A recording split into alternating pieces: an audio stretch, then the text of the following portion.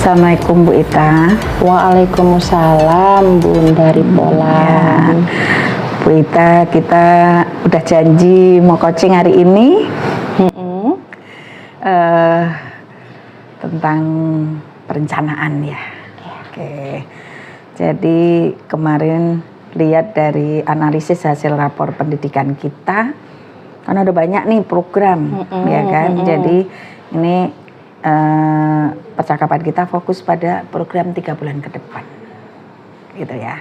3 bulan ke depan mau dibawa mana sekolah ini, gitu. Itu. Jadi program apa yang mau dilakukan dari yang banyak tadi 3 bulan ke depan, Oktober, November, Desember itu prioritasnya di program apa begitu? Kalau boleh saya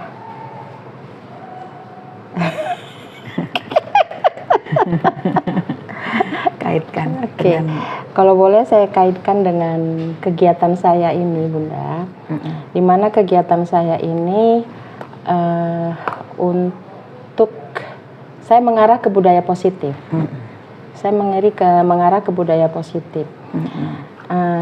Ada kalimat prakarsa perubahan yang kami buat. Kalimat prakarsa perubahan itu yaitu mewujudkan lingkungan belajar yang lebih harmonis dan bermartabat dengan mengubah paradigma hukuman menjadi sistem restitusi. Itu saat ini yang sedang saya ikuti. Yang sedang saya ikuti, intinya untuk kebaikan sekolah. Itu dia, Bunda. Terima kasih, Wita. Jadi kita fokus 3 bulan ke depan untuk budaya positif, itu ya. Yang mana tadi Bu Ita sebutkan mewujudkan lingkungan yang menuju ke restitusi. Iya, ya. Benar. Jadi apa yang Bu Ita maksud menuju ke restitusi, termasuk mewujudkan lingkungan yang tadinya dengan hukuman dirubah gitu ya, nggak hukuman lagi sesuai Merdeka Belajar kan nggak boleh gitu ya. Oke Bu Ita, jadi apa yang dimaksud restitusi atau seperti apa aplikasi restitusi, action yang direstitusi ini? Setelah mengikuti pelatihan ini, baru saya paham selama ini yang kami lakukan ke siswa yang bermasalah itu merupakan hukuman. Merupakan hukuman. Misalnya siswa terlambat, itu kami suruh jalan jongkok. Nah, itu ternyata hukuman kan gitu. Sementara kita mengarah ke restitusi, sebelum mengarah ke restitusi itu harus konsekuensi dulu. Harus konsekuensi dulu. Anak-anak harus memahami bahwa masalah dia itu harus diselesaikan oleh diri dia sendiri. Itu dia. Jadi itulah konsekuensinya, kesepakatan. Kesepakatan. Nah, setelah mereka memahami tentang kesepakatan, baru kita menuju ke restitusi.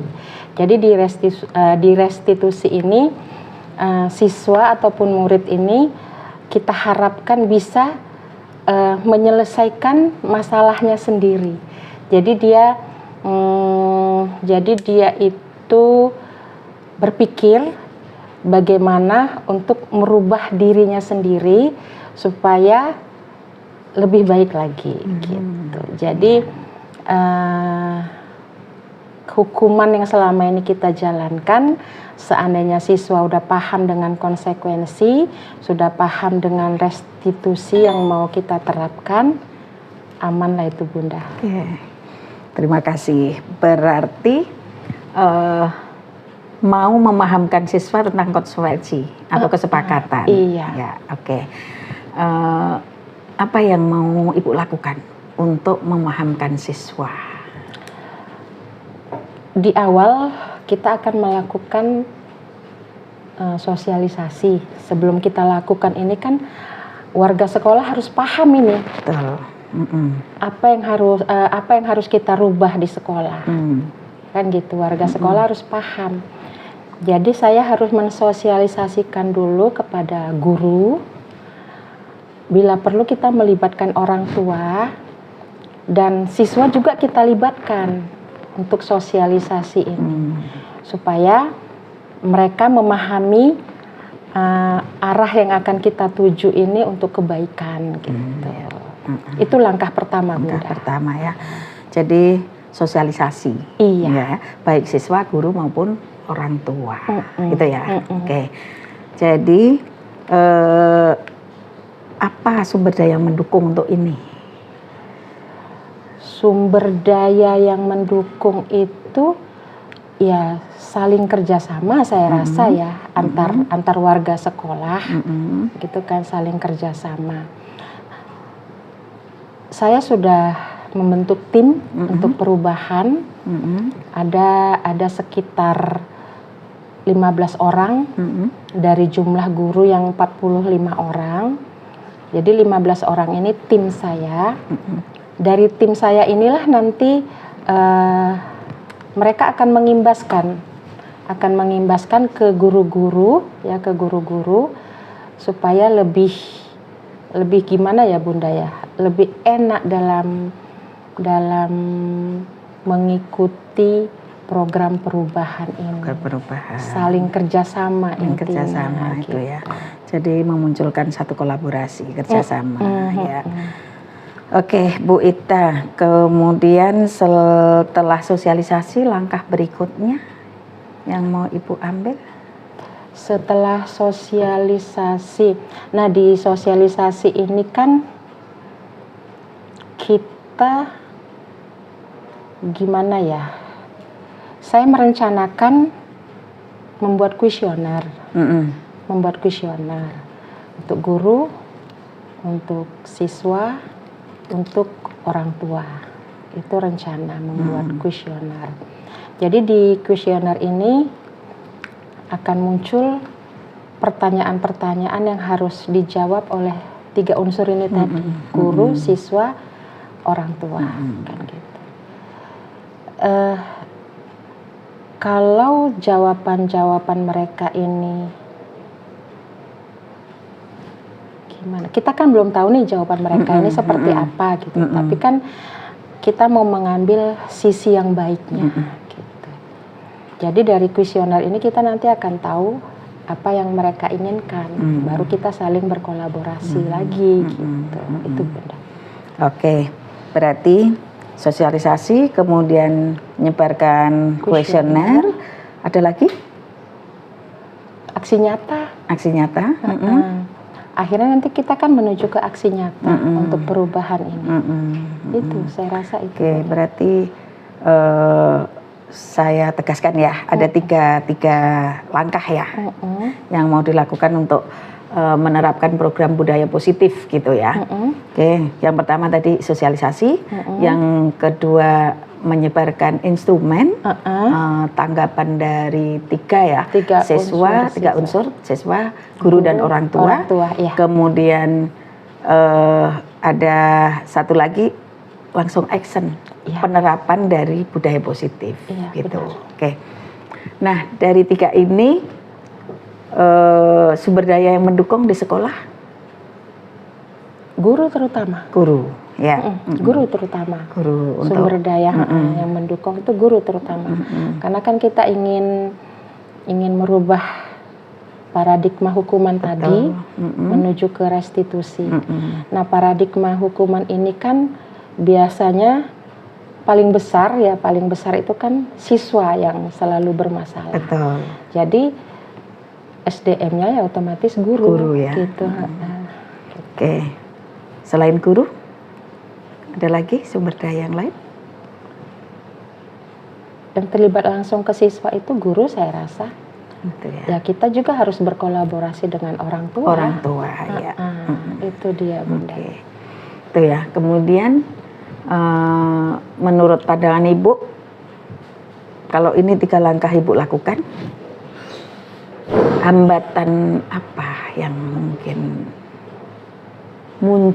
akan muncul atau yang bisa Ibu prediksi? Hambatan itu prediksi saya pasti ada. Kalau kita mau buat perubahan, pasti kan ada yang nggak nerima. Betul. Bunda.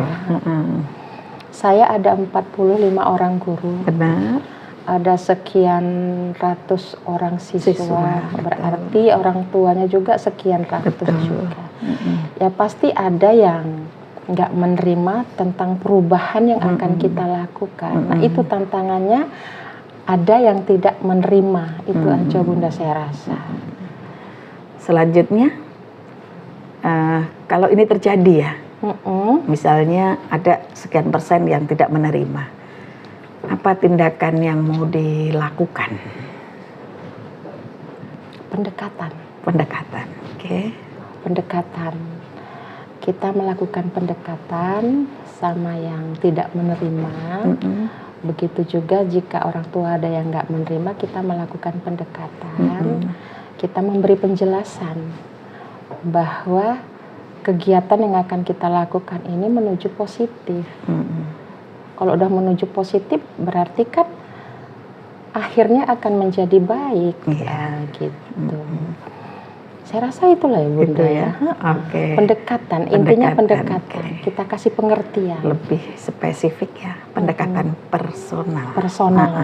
Personal. Karena kita kalau ada yang nggak menerima, lebih baik pendekatannya personal. Jangan di depan orang lain. Betul. Kita melakukan pendekatan, itu nanti nggak elok sama yang personal ini tadi gitu. Gitu Bunda saya rasa. Oke, terima kasih Bu Ita. Jadi perubahan ini akan dilakukan 3 bulan ke depan ya. Oke. Jadi dari percakapan kita ini, Bu Ita sudah dapatkan langkah-langkah apa aja. Bisa Ibu simpulkan dari percakapan tadi? Saya yang pertama tadi saya akan melakukan sosialisasi, itu langkah pertama. Kemudian saya akan menyebarkan kuesioner, itu langkah kedua. Kemudian nanti sosialisasi yang saya lakukan, menyebarkan kuesioner, itu nanti akan dibuktikan dengan aksi nyata. Itu saya rasa Bunda. Langsung aksi nyata ya. Langsung untuk aksi implementasi nyata. Budaya positifnya. Mengimplementasikan budaya positif. Oke, makasih Bu Ita. Bu Ita udah punya langkah yang akan dilakukan 3 bulan ke depan, ya kan? Oke, terima kasih. Nanti di perjalanan melaksanakan aksi tadi, jika ada masalah kita lanjut coaching, memecahkan masalah, begitu. Boleh, Tuh ya. Dan nanti mungkin ada refleksi apa yang sudah dilakukan, apa yang bagus dan seterusnya. Mungkin kita lanjutkan nanti di pertemuan coaching berikutnya Bu Ita. Boleh Bunda. Oke, terima kasih Bu Ita atas waktunya. Semoga sama-sama kita bisa mendorong untuk pengembangan sekolah kita. Amin. Amin. Makasih Bunda. Ya. Assalamualaikum. Waalaikumsalam warahmatullahi wabarakatuh.